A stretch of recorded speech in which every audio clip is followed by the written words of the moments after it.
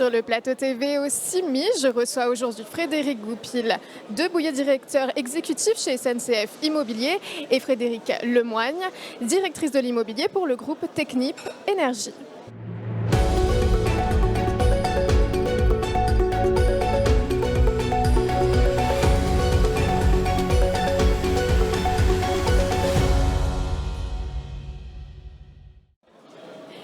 Bonjour à tous les deux, merci d'être avec nous. Bonjour. Vous avez participé à la conférence Immobilier tertiaire, faire converger les compétences pour donner du sens à l'IA. Cet outil révolutionne de plus en plus le monde de la construction et plus largement celui de l'immobilier. Comment bien l'utiliser, l'IA? Comment, pour répondre aux nouveaux enjeux, quelles compétences doivent être mises en avant? Alors pour l'IA, la première des choses, c'est déjà cerner le besoin.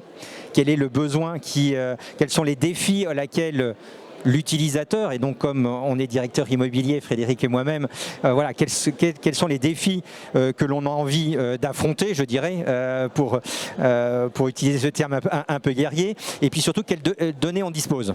Donc c'est déjà ces deux éléments-là qui nous permettent de mieux canaliser notre énergie et nos besoins sur qu'est-ce qu'on doit affronter.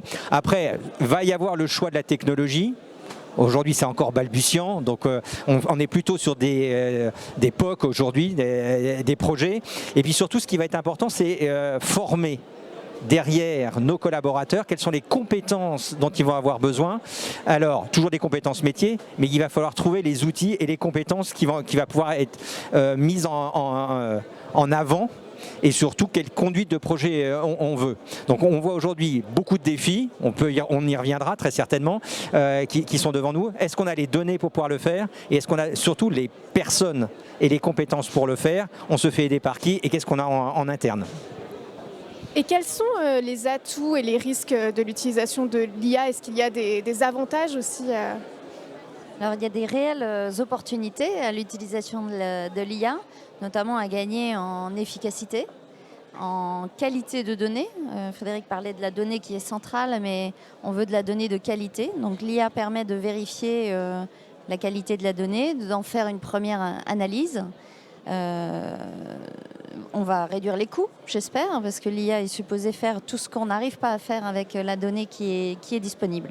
En termes de risque, forcément la sécurité des données, ça c'est un point très important. Il faut que les données ne soient pas publiques, donc il faut pouvoir avoir beaucoup de rigueur dans les outils que l'on utilise. Et puis aussi, je dirais, accompagner les équipes et les former pour bien utiliser les outils. Il faut faire également un effort à l'investissement au départ. Et donc on parlait de passer par l'expérimentation pour être sûr de trouver des solutions qui fonctionnent.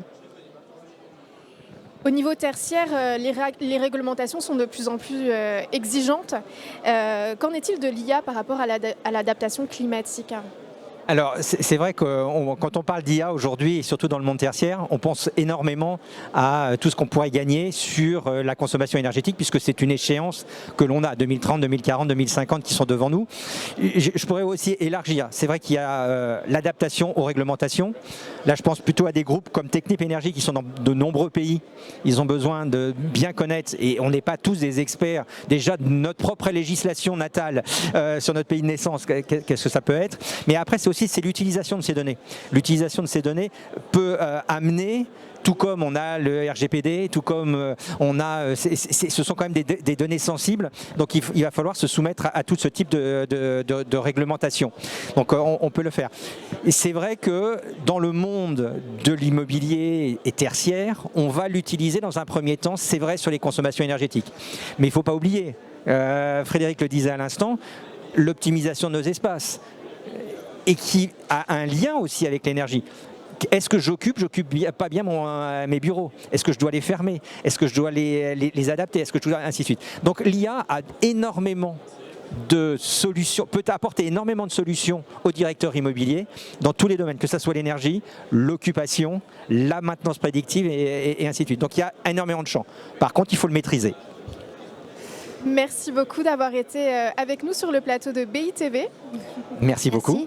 Et merci à vous de nous avoir écoutés. On se retrouve très vite sur BITV au CIMI.